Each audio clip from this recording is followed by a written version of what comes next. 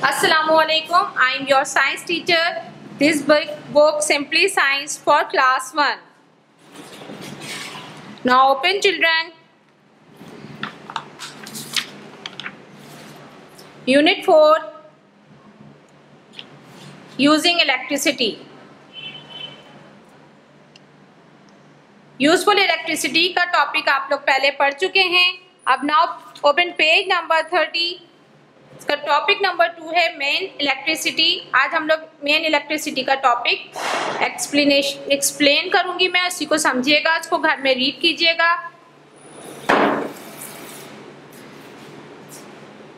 Main electricity. The electricity we use in our homes. बिजली जो हम लोग अपने घरों में इस्तेमाल करते हैं एंड स्कूल्स और स्कूल में come from sockets on the wall. वो हमारी दीवारों में मौजूद सॉकेट्स और सीलिंग्स में जो मौजूद होती हैं चीज़ें उनसे आती हैं.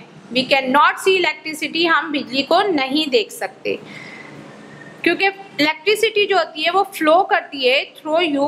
आपके ज़रिए you get an electric shock. हम जो है वो इलेक्ट्रिक शॉक भी हमें मिल सकता है.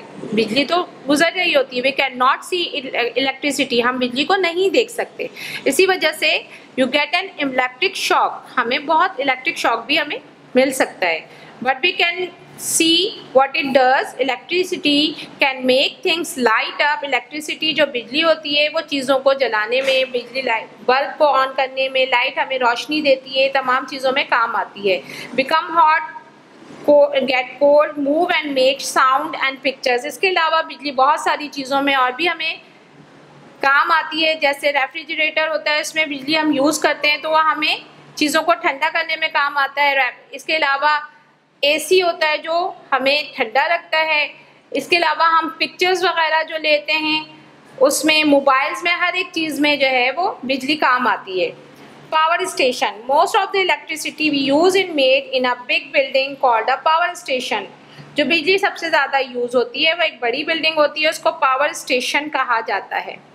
Inside the power station are large machine called generator. उसमें एक बहुत बड़ी सी एक मशीन लगी होती है जिसको जनरेटर कहा जाता है. When the generator are turn, जब जनरेटर टर्न होता है, दे मेक्स इलेक्ट्रिसिटी, और उससे बिजली बनना शुरू हो जाती है. The electricity that is made in a power station is called main electricity. और उसकी वजह से जो बिजली हमें प्रोवाइड होती है उसको हम मेन इलेक्ट्रिसिटी कहते हैं. Pylons and poles. When electricity leaves the power station, और जब बिजली पावर स्टेशन से निकलती है, it flows a long thick wire, और वो बहुत बड़े बड़े से तार होते हैं, उन तारों के ज़रिए निकलती है. These wires are thick as your wrist. और ये इतने तार मोटे होते हैं जितनी आपकी कलाई होती है. The wires hang on all towers. जो टावर्स होते हैं उस पर ये तमाम हैंग हुए होते हैं, लटके हुए होते हैं, कॉल्ड पाइलॉन्स. उनको पाइलॉन्स कहा जाता है. और ऑन लार्ज पोल्स, और उनको बड़े बड़े पोल्स भी कहते हैं. Thinner wire take the electricity to the socket. जो बारीक वाले तार होते हैं उनको हम सॉकेट में लगाते हैं, जो हमारे घरों में और स्कूल्स में होता है, ताकि हम लोग अपनी ज़िंदगी को बेहतर आसानी से गुजार सकें. क्योंकि ये इस तरीके से बिजली के ज़रिए हम बहुत सारी चीज़ों के से सहूलत से आरास्ता होते हैं. Be safe with electricity.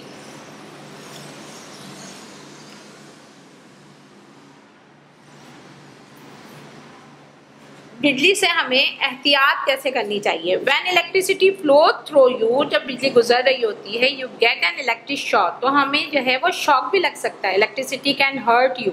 आपको हर्ट भी कर सकती है बिजली. You are even kill you. Even के मतलब उससे डेथ भी हो जाती है. तो बेटा बी सेफ, एहतियात कीजिएगा. Although means electricity is very useful. अगर जाके इलेक्ट्रिसिटी बहुत यूज़फुल होती है, बहुत कारआमद होती है, it can also be dangerous. लेकिन इसके अलावा बहुत डेंजर भी होती है. यूज़फुल कैसे होती है? यूज़फुल हमारे लिए कि हम जो है वो अब आसानी से घरों के अंदर पंखे चला के, एसी चला के बैठ सकते हैं. टीवी चलाते हैं तो उसमें भी बिजली का इस्तेमाल होता है. बहुत सारी चीज़ें ही हमारे लिए यूज़फुल हैं, लेकिन हमारे लिए बहुत डेंजर भी है. We have to use main electricity carefully. हमें बहुत बिजली का एहतियात से इस्तेमाल करनी चाहिए. We should never play with socket. हमें कभी भी सॉकेट से नहीं खेलना चाहिए। Do not poke things into them, उसके अंदर चीज़ों को घुसाना भी नहीं चाहिए। You should also never touch a plug और सॉकेट, इसके अलावा कभी सॉकेट में या प्लग के अंदर कोई गीले हाथ से टच नहीं करना चाहिए। Touching the wires on pylons and poles is very dangerous, इसके अलावा जो पोल्स हैं उसको गीले हाथों से या वैसे भी टच नहीं करना चाहिए। इट इज़ वेरी डेंजर, ये बहुत डेंजर चीज़ है, ख़तरनाक है।